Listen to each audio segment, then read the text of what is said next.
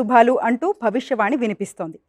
అయితే షడ్రుచుల్లో తీపి చేదు ఉన్నట్టే మనకు శుభాలాభాలతో పాటు అశుభాలు దోషాలు కూడా ఉంటాయని జ్యోతిష్య శాస్త్రం హెచ్చరిస్తోంది. మరి ఈ నేపథ్యంలో అంటే ప్రతి ఒక్కరూ కూడా ఉగాది అనగానే వారి యొక్క ఫలాలు చూసుకోవాలి, రాశి ఫలాలు అని ఆసక్తిగా చూస్తూ ఉంటారు.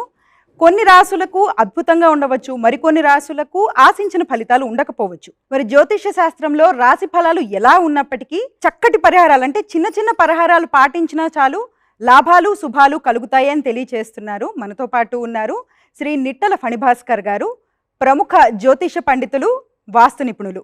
వారితో మాట్లాడదాము. మరి ఈ పరాభవనామ సంవత్సరంలో ఏ విధంగా ఉండబోతోంది ద్వాదశ రాశుల వారికి, అంతేకాదు దోష పరిహారార్థం ఎటువంటి పరిహారాలు పాటించాలి అనే విషయాలను అడిగి తెలుసుకుందాం. నమస్కారం గురుగారు. నమస్కారం అండి. గురుగారు, ఈ పరాభవనామ సంవత్సరంలో ద్వాదశ రాశులకు అంటే 6 రుచులకు తగ్గట్టు ఈ ద్వాదశ రాశుల వారికి ఏ విధంగా ఉందో తెలుసుకునే ముందు అసలు పరాభవనామ సంవత్సరం మనకు ఎటువంటి సందేశాన్ని మోసుకొస్తుంది? ముందుగా భక్తి టీవీ ప్రేక్షకులందరికీ ఉగాది శుభాకాంక్షలు. ఈ సంవత్సరం యొక్క పేరు పరాభవనామ సంవత్సరం.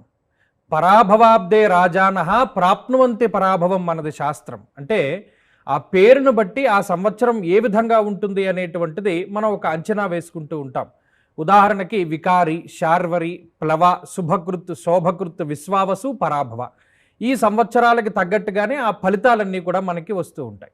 మరి పంచాంగ సరళి వంటి గ్రంథాల్లో ఈ సంవత్సరం తాలూకు ఫలితాన్ని వివరించినప్పుడు పరాభవాబ్దే రాజానః ప్రాప్నువంతి పరాభవం అని చెప్పి నిస్పష్టంగా చెప్పడం జరిగింది. అంటే ఈ సంవత్సరంలో ఎవరైతే రాజులు ఉన్నారో వారికి కొంత పరాభవం జరుగుతుంది అనేటువంటిది శాస్త్రవచనం.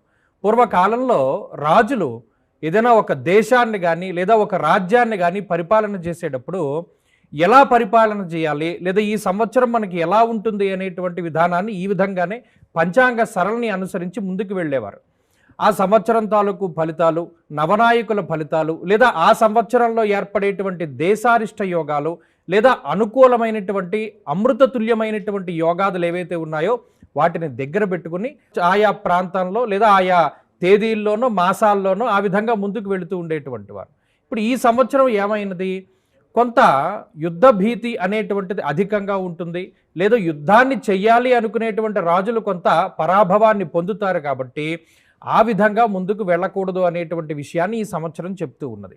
అలాగే ఈ సంవత్సరంలో ఉండేటువంటి కొన్ని అద్భుతమైనటువంటి యోగాలు లేదా దేశారిష్ట యోగాలు కూడా చాలా ఎక్కువగానే ఉన్నాయి. అందులో ప్రధానమైనటువంటిది ఏకస్మిన్ వత్సరే జీవే రాశిత్రయముపాగతే. ఎప్పుడూ లేనటువంటి విధంగా ఒకే సంవత్సరంలో గురుడు 3 రాశులు యందు సంచరించడము. గతంలో ఒక సందర్భంలో వచ్చింది ఇటువంటిది.